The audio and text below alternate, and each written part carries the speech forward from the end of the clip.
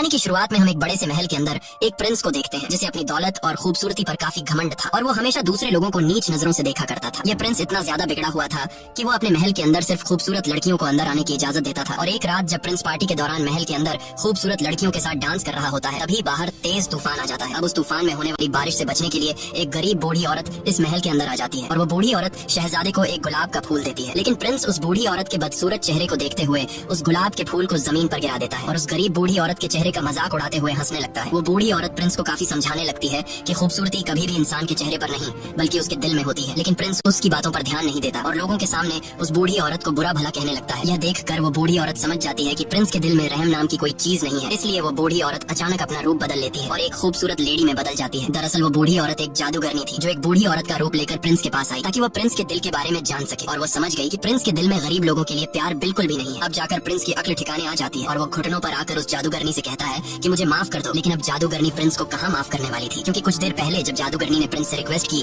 कि प्लीज ये गुलाब का फूल एक्सेप्ट कर लीजिए, तब प्रिंस ने जादूगरनी के चेहरे का मजाक उड़ाते हुए उसके फूल को ठुकरा दिया था। इसीलिए अब वो जादूगरनी गुस्से में आकर अपने जादू से प्रिंस को जानवर यानी बीस्ट बना देती है। साथ ही प्रिंस को जितने भी लोग जानते थे वो जादूगरनी उन लोगों के दिमाग से प्रिंस को भुला देती है। यहाँ पर हमें ये पता चलता है कि उस जादूगरनी ने प्रिंस को जो फूल दी थी वह कोई आम फूल नहीं था बल्कि वह एक जादुई फूल था और उस फूल को एक्सेप्ट न करने पर जादूगरनी ने प्रिंस को श्राप दे दिया जिससे वह एक जानवर में बदल गया।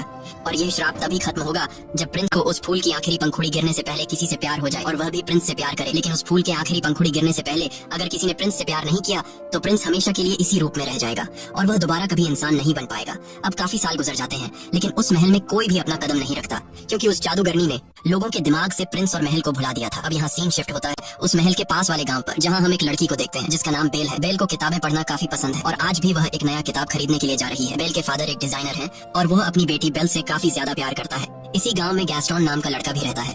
गैस्टोन बेल को काफी पसंद करता है और वह बेल से शादी करना चाहता है, लेकिन बेल ऐसा बिल्कुल भी नहीं चाहती थी क्योंकि गैस्टोन एक धोखेबाज इंसान था और वह अक्सर गैस्टोन को इग्नोर कर देती।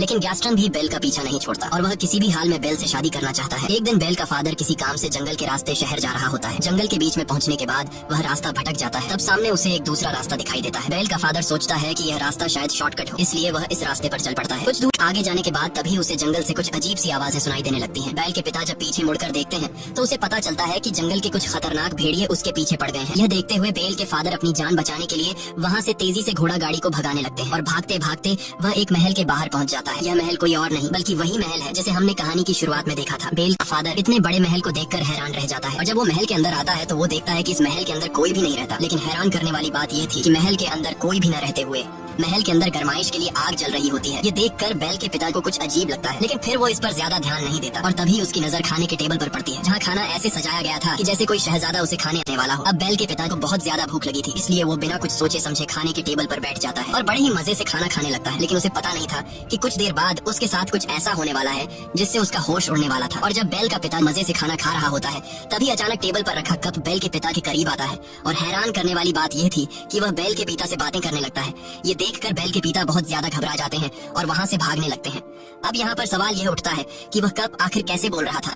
दरअसल यहाँ पर जितनी भी चीजें पड़ी हुई थी वो पहले कभी इंसान हुआ करते थे, लेकिन जादूगरनी के श्राप की वजह से ये सभी के सभी चीजों में बदल गए। वही हम बेल के पिता को देखते हैं जो महल से बाहर आ गया होता है और तभी वो गार्डन में कई सारे सफेद गुलाब के फूल देख लेता है। बेल के फादर सोचते हैं कि मेरी बेटी ने फूल मंगवाया था, इसीलिए वो वहाँ से चुपचाप एक फूल को तोड़ लेते हैं और जैसे ही बेल के पिता फूल तोड़ते हैं तभी वहाँ पर बीस्ट आ जाता है। बीस्ट बेल के पिता पर काफी गुस्सा होता है क्योंकि बेल के पिता ने उसके गार्डन से गुलाब चुराने की कोशिश की, इसलिए बीस्ट गुलाब का फूल चुराने के जुर्म में बेल के पिता को कैद कर लेता है। लेकिन बेल के फादर का घोड़ा वहाँ से भाग जाता है और वह घोड़ा भागते भागते सीधा अपने घर आता है। बेल जब देखती है कि घोड़ा सिर्फ अकेला ही आया है और उसके फादर तो नहीं आए, ये देखकर वो फौरन समझ जाती है कि उसके फादर किसी मुसीबत में फंसे हुए हैं। इसीलिए बेल अपने फादर को ढूंढने के लिए उस घोड़े पर बैठ जाती है, जिसके बाद वह घोड़ा बेल को जंगल के रास्ते ले जाते हुए उसी महल में ले आता है जहाँ बेल के पिता कैद में है। बेल जब महल के अंदर जाती है तब वह चारों तरफ अपनी नजर घुमाती है, लेकिन वहाँ पर उसे कोई भी दिखाई नहीं देता। बेल वहाँ पर काफी आवाजें भी लगाती है कि यहाँ पर कोई है, पर उसे कोई भी जवाब नहीं मिलता। बेल भी परेशान हो जाती है कि आखिर इतना बड़ा महल खाली कैसे पड़ा है। अब जैसे ही बेल आगे बढ़ती है तभी उसके कानों में लोगों की आवाजें सुनाई देती हैं, लेकिन हैरान करने वाली बात यह थी कि उसे कोई भी दिखाई नहीं दे रहा था। दरअसल ये वही घड़ी और कैंडल स्टैंड बातें कर रहे थे। अब जब बेल उस घड़ी और कैंडल स्टैंड के करीब आती है तभी ऊपर से बेल को अपने पिता की चिल्लाने की आवाज सुनाई देती है, जिसके बाद वह फौरन ऊपर वाले फ्लोर पर चली जाती है जहाँ उसे अपना फादर एक कोठरी के अंदर बंधा हुआ दिखाई देता है। बेल के फादर उसे जल्दी जल्दी में बताते हैं कि यह सारा महल जिंदा है, इसीलिए जितना जल्दी हो सके तुम यहाँ से भाग जाओ, कहीं ऐसा ना हो कि वह बीस्ट तुम्हें देख ले। बेल पूछती है कि कौन सा बीस्ट, जिस पर बेल के फादर बताते हैं कि वह बीस्ट बहुत ही ज्यादा खतरनाक है। मैंने तुम्हारे लिए यहाँ से सिर्फ एक फूल तोड़ा था, जिसकी सजा के तौर पर उस बीस्ट ने मुझे यहाँ उम्र भर कैद में डाल दिया। बेल के पिता बेल से कहते हैं कि तुम जल्दी से यहाँ से भाग जाओ, नहीं तो वह तुम्हें भी पकड़ लेगा। अब इससे पहले कि बेल वहाँ से निकल पाती, तभी वहाँ पर बीस्ट आ जाता है, जिसे देखकर बेल काफी घबरा जाती है, क्योंकि वह बीस्ट बहुत ही ज्यादा डरावना लग रहा था। लेकिन बेल अपने डर पर काबू रखते हुए बीस्ट को ऐसा दिखाती है कि जैसे वह बीस्ट से बिल्कुल भी नहीं डर रही। बेल कहती है कि मैं अपने फादर से मिलना चाहती हूँ, लेकिन बीस्ट बेल को अपने फादर से मिलने से मना कर देता है। तब बेल बीस्ट से कहती है कि तुम कितने जालिम इंसान हो, जो एक गुलाब का फूल तोड़ने की वजह से तुमने मेरे फादर को उम्र भर की कैद की सजा सुना दी। मेरे फादर ने सिर्फ एक फूल ही तो तोड़ा है, और ऐसा करने के लिए मैंने ही उनसे कहा था, इसलिए तुम्हें मुझे कैद करना चाहिए। लेकिन बीस्ट बेल की बात मानने से इनकार कर देता है और कहता है कि मैं तुम्हें तुम्हारे फादर से मिलने के लिए कुछ देर तक दरवाजा खोल रहा हूँ, इसलिए तुम्हें अपने फादर से आखिरी बार जो भी कहना है कह दो, क्योंकि अगर यह दरवाजा एक बार खुल गया और बंद हो गया तो दोबारा कभी भी नहीं खुलेगा। यह कहते ही बीस्ट सेल का दरवाजा खोल देता है। बेल जल्दी से अंदर जाकर अपने फादर को गले लगाती है और बड़ी ही चालाकी से अपने फादर को बाहर धक्का दे देती है, जिसके बाद वो खुद उस सेल का दरवाजा अपने पीछे बंद कर देती है। अब बीस्ट ने जैसे कहा था कि एक बार अगर ये दरवाजा खुल गया और फिर बंद हो गया तो दोबारा कभी नहीं खुलेगा, इसलिए अब वो बीस्ट बेल के फादर को अंदर नहीं डाल सकता था। बेल के फादर कहते हैं कि तुमने ऐसा क्यों किया? तब बेल अपने फादर से कहती है कि तुम्हारा बाहर रहना ज्यादा जरूरी है। इसके बाद बेल का फादर वहाँ से जाने लगता है और अपनी बेटी से कहता है कि मैं जल्दी ही तुम्हें छुड़ाने के लिए मदद लेकर आऊंगा। और अब बेल यहाँ पर कैद हो जाती है। लेकिन जैसे ही बीस्ट वहाँ से जाता है, तभी एक घड़ी और एक कैंडल दोनों बेल के पास आते हैं। दरअसल यह कभी इंसान हुआ करते थे, लेकिन जादूगरनी के श्राप की वजह से अब ये दोनों घड़ी और कैंडल में चेंज हो चुके थे। अच्छी बात यह थी कि ये इंसान के जैसा ही सब कुछ कर सकते हैं, जैसे चलना, बोलना, हंसना या फिर इंसान की तरह कोई भी काम करना। वो घड़ी और कैंडल स्टैंड दरवाजा खोलकर अंदर आ जाते हैं और बेल से बातें करने लगते हैं। ये सब देखकर बेल घबरा जाती है और बेल को कुछ समझ नहीं आ रहा होता कि यह सब क्या हो रहा है। यहाँ कैंडल स्टैंड बेल से कहता है कि घबराओ मत और हमारे पीछे आओ। बेल अब किसी तरह हिम्मत जुटाकर उनके पीछे जाती है और वो दोनों बेल को एक लग्जूरियस रूम के अंदर ले आते हैं और बेल से कहते हैं कि तुम यहाँ रह सकती हो। लेकिन जब इस बात की खबर बीस्ट को लगती है तब उसे काफी गुस्सा आता है, इसीलिए वह घड़ी और कैंडल स्टैंड को काफी डांटने लगता है। लेकिन वो दोनों कहते हैं कि शायद यही लड़की है जो हमें उस श्राप से आजाद करवाएगी, इसलिए वो कैंडल स्टैंड और घड़ी बीस्ट से कहते हैं कि तुम्हें उस लड़की के करीब जाकर उसे इम्प्रेस करना चाहिए। वो बीस्ट से कहते हैं कि जाओ और इस लड़की से बातें करो, उसे खाने के लिए इन्वाइट करो और उसे अपने प्यार के जाल में फंसा लो। ये सब सुनकर बीस्ट गुस्सा हो जाता है और कहता है कि क्या तुम दोनों पागल हो चुके हो? मैं इतना गिर चुका हूँ कि अब मैं एक चोर की बेटी को खाने के लिए इनवाइट करूँ और उसके साथ बैठकर खाना खाऊंगा। बीस्ट कहता है कि ऐसा कभी भी नहीं हो सकता। लेकिन जब सारे लोग उसे कहते हैं कि तुम्हें इस लड़की को खाने पर इनवाइट करना होगा, तब वह मान जाता है, क्योंकि इस महल के अंदर जितने भी लोग कैंडल, चेयर, घड़ी और चीजें बने हैं उसका जिम्मेदार सिर्फ और सिर्फ बीस्ट है। क्योंकि अगर वह उस दिन उस बूढ़ी औरत से वह फूल खुशी खुशी ले लेता तो आज इन लोगों की हालत इस तरह नहीं होती।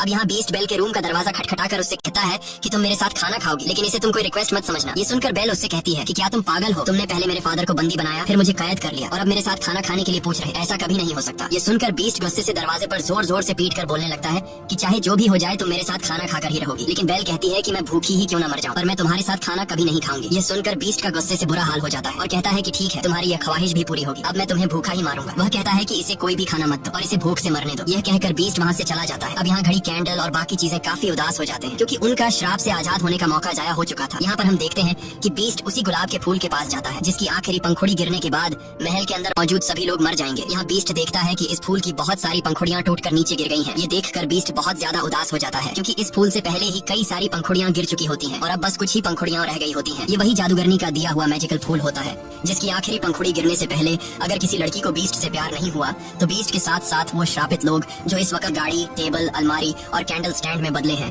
ये लोग हमेशा के लिए मिट जाएंगे। वहीं दूसरी तरफ हम देखते हैं कि बेल का फादर वापस अपने गांव आ चुका है। वो सभी लोगों से कहने लगते हैं कि मेरी बेटी की जान खतरे में है। जंगल के पास एक महल है जहाँ पर एक बीस्ट रहता है और उसी बीस्ट ने मेरी बेटी को कैद करके रखा है। ये सब सुनकर वहाँ पर मौजूद सभी लोग बेल के पिता पर हंसने लगते हैं और उसकी बात पर कोई भी यकीन नहीं करता। लेकिन गैस्टन, जो कि बेल से शादी करना चाहता था, इसीलिए वो बेल के फादर को इम्प्रेस करने के लिए कहता है कि मैं तुम्हारी बातों पर यकीन करता हूँ, मैं तुम्हारे साथ जाऊंगा तुम्हारी बेटी को बचाने के लिए। जिसके बाद गैस्टन और उसका एक साथी बेल के फादर के साथ जंगल के रास्ते से होते हुए बेल के पास जाने लगते हैं। अब रात के अंधेरे में बेल का फादर जिस रास्ते से महल तक पहुंचा था, वो रास्ता अब बेल का फादर भूल चुका होता है और उसे वो रास्ता नहीं मिल रहा होता। ये देखकर गैस्टन को काफी गुस्सा आता है और वो बेल के फादर से कहता है कि तुम्हारा दिमाग खराब हो गया है, यहाँ कोई भी बीस्ट नहीं रहता, तुमने फिजूल में मेरा टाइम जाया किया। साथ ही साथ गैस्टन बेल के फादर से यह भी कह देता है कि मैं तुम्हारी बेटी से प्यार करता हूँ और मैं तुम्हारी बेटी से शादी करना चाहता हूँ। लेकिन बेल के फादर उससे कहते हैं कि मेरे जिंदा रहते हुए ऐसा कभी नहीं हो सकता। इस बात पर गैस्टन को काफी गुस्सा आता है और वो बेल के फादर को पंच मारकर नीचे गिरा देता है। इसके बाद वो बेल के पिता को एक पेड़ के साथ बांध देता है और उसे वहीं मरने के लिए छोड़कर वहाँ से चला जाता है ताकि भेड़िए इसे मार दें, क्योंकि यह भेड़ियों का इलाका था। लेकिन ऐसा कुछ नहीं होता और अगली सुबह हम देखते हैं कि बेल के पिता के पास एक लेडी आती है जिसका नाम अगता था। अगता को गांव से निकाल दिया गया था। यहाँ अगता जब बेल के फादर को बंधा हुआ पाती है तब वो बेल के फादर को छुड़ाकर उसकी जान बचा लेती है। वहीं दूसरी तरफ हम महल में बेल को देखते हैं जिसके पास चाय का कप मिलने आता है और बेल से कहता है कि बीस्ट कोई बुरा इंसान नहीं है बल्कि वो दिल का बहुत ही अच्छा है। इसके बाद वो सभी चीजें बेल को अपने साथ एक दूसरे रूम में ले जाते हैं जहाँ वो बेल को खाना खिलाते हैं। यहाँ बीस्ट आकर जब ये सारी चीजें देखता है तो वो चुपचाप वहाँ से चला जाता है। अब जब बेल वापस अपने रूम में सोने के लिए आती है तब उसे पास में ही एक दूसरा रूम दिखाई देता है जिसे देखकर बेल बिना कुछ सोचे समझे उस रूम के अंदर चली जाती है और यह वही रूम होता है जिसके अंदर वो मैजिकल फूल रखा गया था। बेल उस फूल के करीब जाती है और जैसे ही उस फूल को छूने वाली होती है तभी वहाँ पर बीस्ट आ जाता है और वो बेल को डांटते हुए कहता है कि तुम्हें अंदाजा नहीं है कि तुम क्या करने वाली थी। अगर इस फूल को कुछ हो जाता तो हम सबकी जान चली जाती। बीस्ट गुस्से में आकर उससे कहता है कि चली जाओ यहाँ से और दोबारा मुझे अपनी शक्ल मत दिखाना। बीस्ट के जोर से चिल्लाने की वजह से बेल रोते हुए महल को छोड़कर जाने लगती है। इस दौरान महल की श्रापित चीजें बेल को रोकने की काफी कोशिश करते हैं लेकिन बेल कहती है कि अब मैं इस महल में एक सेकंड के लिए भी नहीं रुकूंगी और वो घोड़े पर बैठकर जंगल के रास्ते जाने लगती है।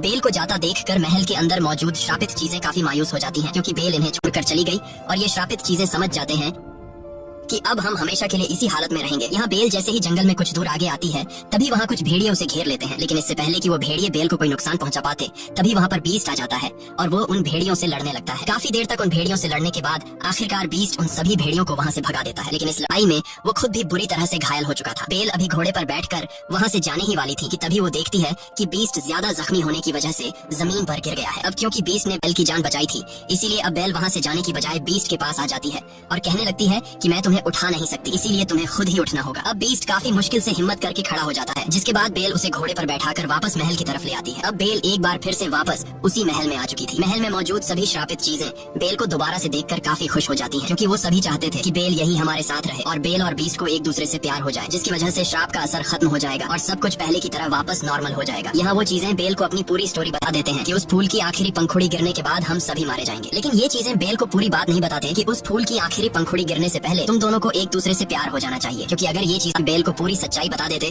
तो बेल समझ जाती कि ये लोग मुझे जबरदस्ती बीस्ट के प्यार में धकेलना चाह रहे हैं और ये सब पता चलने के बाद बेल को बीस्ट से असली वाला प्यार कभी नहीं हो पाएगा। यहाँ हम देखते हैं कि बेल बीस्ट के पास जाती है और वह बीस्ट के जख्मों पर मरहम पट्टी करने लगती है। साथ ही वो बीस्ट के जख्मों पर मरहम लगाते हुए बीस्ट को कुछ शेर सुनाती है क्योंकि बेल को शेर और शायरी और बुक्स पढ़ने में काफी इंटरेस्ट था। लेकिन जब बेल शेर पढ़ती है तब बीस्ट उस शेर के आगे का हिस्सा खुद कंप्लीट कर देता है। ये देखकर बेल काफी हैरान हो जाती है और बीस्ट से पूछती है कि क्या तुम भी पोएट्री पढ़ते रहते हो। तब बीस्ट कहता है कि मैं लव स्टोरी, प्यार, मोहब्बत इन सब के बारे में पोएट्री नहीं पढ़ता लेकिन मैंने बहुत तालीम हासिल की है। ये सुनकर बेल समझ जाती है कि बीस्ट काफी पढ़ा लिखा है इसीलिए वो हर एक पोएट्री के बारे में जानता है। बीस्ट की ये बातें सुनकर बेल कहती है कि मुझे तो प्यार मोहब्बत की बातें और कहानियां काफी पसंद है। जिस पर बीस्ट कहता है कि वो तो तुम्हारी शक्ल से पता चल रहा है कि तुम्हें किताबें पढ़ना कितना पसंद है लेकिन अगर तुम पढ़ना ही चाहती हो तो कुछ अच्छा पढ़ो। इसके बाद बीस्ट बेल को अपनी लाइब्रेरी में लेकर जाता है जो कि काफी बड़ी थी। वहाँ पर काफी सारे बुक्स थे। बेल इतने सारे बुक्स को देखकर एकदम शॉक रह जाती है और काफी खुश भी हो जाती है क्योंकि गाँव में पढ़ने के लिए उसे कोई भी बुक नहीं मिलती थी लेकिन यहाँ तो किताबों की अलमारियां भरी पड़ी हैं। यहाँ बीस्ट बेल से कहता है कि अगर तुम चाहती हो तो तुम हमारे साथ रह सकती हो और अगर तुम्हें मेरी बुक्स की लाइब्रेरी पसंद आई है तो आज से ये लाइब्रेरी तुम्हारी। ये सुनकर बेल काफी ज्यादा खुश होती है और फिर वक्त के साथ इन दोनों की दोस्ती गहरी होने लगती है। ये दोनों एक दूसरे के साथ टाइम स्पेंड करने लगते हैं और एक साथ खाना खाने लगते हैं। अब इन दोनों को एक साथ रहना काफी अच्छा लग रहा था। यहाँ बीस्ट बेल को खुश रखने के लिए गाना गाकर सुनाता है जिसे सुनकर बेल को काफी अच्छा लगता है। यहाँ घर की श्रापित चीजें इन दोनों को एक साथ देखकर काफी खुश होते हैं और समझ जाते हैं कि यह दोनों अब एक दूसरे को पसंद करने लगे हैं। एक दिन कैंडल स्टैंड बीस्ट से कहने लगता है कि तुम्हें अब बेल से अपने प्यार का इजहार कर देना चाहिए क्योंकि वो भी तुम्हें पसंद करने लगी है। लेकिन बीस्ट कहता है कि वो कभी भी मुझसे प्यार नहीं करेगी क्योंकि मैं एक जानवर हूँ। लेकिन कैंडल स्टैंड बीस्ट से कहता है कि ऐसा कुछ भी नहीं है, तुम एक बार ट्राई तो करो। यहाँ बीस्ट के सारे साथी यानी वो सारी चीजें बीस्ट से बेल को आई लव यू बोलने के लिए बार बार कहते हैं। जब बीस्ट बेल से अपने प्यार का इजहार करने के लिए रेडी हो जाता है तब ये श्रापित चीजें पहले बीस्ट को तैयार करते हैं और बीस्ट से एक सुंदर प्रिंस बना लेते हैं। वहीं दूसरी तरफ ये लोग बेल को भी एक रानी की तरह तैयार कर लेते हैं। बेल को डांस करना काफी पसंद था इसीलिए वो दोनों डांस करने लगते हैं। वहीं दूसरी तरफ हम देखते हैं कि बेल के फादर वापस अपने गाँव में आ चुके थे। वो सभी को बताते हैं कि गैस्टन ने मुझे जंगल में बांध कर छोड़ दिया था ताकि जंगल के खूंखार भेड़िए आकर मुझे खा लें। लेकिन गैस्टन ये सब मानने से इनकार कर देता है और कहता है कि यह बूढ़ा झूठ कह रहा है। यहाँ बेल के फादर के साथ अगता भी होती है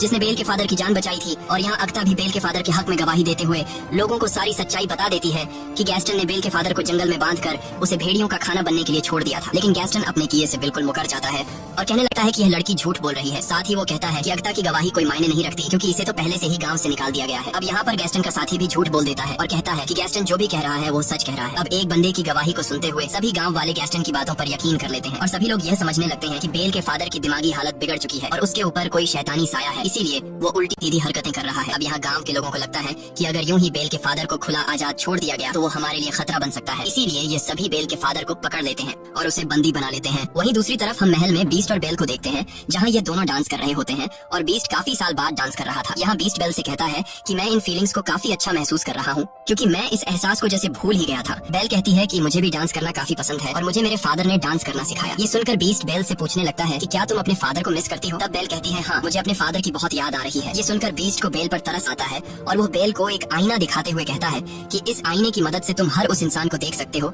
जिसे तुम देखना चाहते हो। बेल उस आईने को लेकर जब अपने फादर को याद करती है तब उसे आईने में अपना फादर दिखाई देता है और वो देखती है कि गांव वालों ने उसके फादर को बंदी बनाया हुआ है। यह देखकर बेल काफी परेशान हो जाती है, जिस पर बीस्ट कहता है कि तुम्हें अपने फादर के पास जाना चाहिए क्योंकि इस वक्त तुम्हारे फादर को तुम्हारी जरूरत है। साथ ही बीस्ट बेल को वो जादुई आईना भी देता है और कहता है कि जब तुम्हें मेरी याद आए तब तुम मेरी इस बदसूरत शक्ल को इस आईने में देख लेना। जिसके बाद बेल अपने फादर को बचाने के लिए फौरन वहाँ से चल देती है और अब बेल के जाने के बाद बीस्ट महल में अकेला रह गया था। बीस्ट बेल को काफी मिस करने लगा था क्योंकि अब उसे बेल से प्यार हो गया था और अब क्योंकि बीस्ट ने खुद ही बेल को आजाद कर दिया था, इसीलिए जो श्राप जादूगरनी ने इन्हें दिया था वो अब कभी भी खत्म नहीं होगा। इस बात को लेकर बीस्ट और उसके बाकी के साथी काफी उदास हो जाते हैं। वहीं दूसरी तरफ बेल अपने गांव पहुंच जाती है और वो देखती है कि उसके फादर को गांव वालों ने बंदी बनाया हुआ है। बेल सभी को बताती है कि मेरे फादर जो कह रहे हैं वो बिल्कुल सच है। वो सभी को बताने लगती है कि जंगल में एक महल है जहाँ पर एक बीस्ट रहता है, लेकिन गांव वाले बेल की भी बातों पर यकीन नहीं कर रहे थे। अब जब गांव वाले बेल की बात पर यकीन नहीं कर रहे होते तब बेल उस जादुई आईने में सभी लोगों को बीस्ट दिखाती है, जिसे देखकर सभी लोग काफी हैरान रह जाते हैं। बेल इन सभी लोगों से कहती है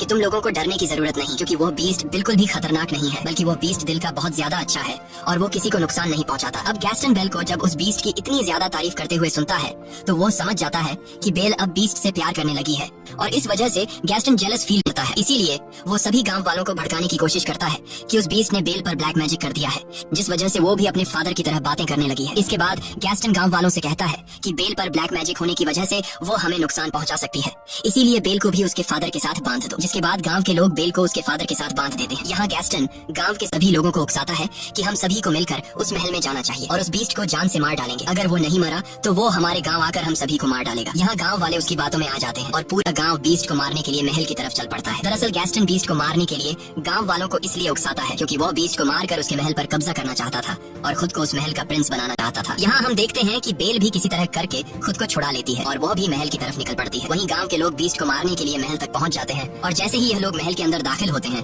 तब बीस्ट के सारे साथी यानी गाड़ी, कैंडल स्टैंड और बाकी चीजें इन लोगों पर हमला कर देते हैं। गांव के लोगों को कुछ भी समझ में नहीं आ रहा था कि यह सब क्या हो रहा है क्योंकि उनके आंखों के सामने कोई इंसान नहीं बल्कि बेजान चीजें थी। वहीं पर हम गैस्टन को देखते हैं जो कि बीस्ट के पास पहुंच जाता है, लेकिन बीस्ट काफी उदास होता है क्योंकि बेल के जाने के बाद उसे कुछ भी अच्छा फील नहीं हो रहा था और वो बेल को काफी मिस कर रहा था। गैस्टन बीस्ट से कहता है कि तुम्हें क्या लगता है कि बेल तुमसे प्यार करती है? तुम्हारी ये सोच गलत है क्योंकि बेल ने ही तुम्हें खत्म करने के लिए हम सभी गांव वालों को यहाँ भेजा है। ये सुनकर बीस्ट काफी ज्यादा मायूस हो जाता है और तभी गैस्टन बीस्ट को शूट कर देता है जिससे बीस्ट नीचे गिर जाता है।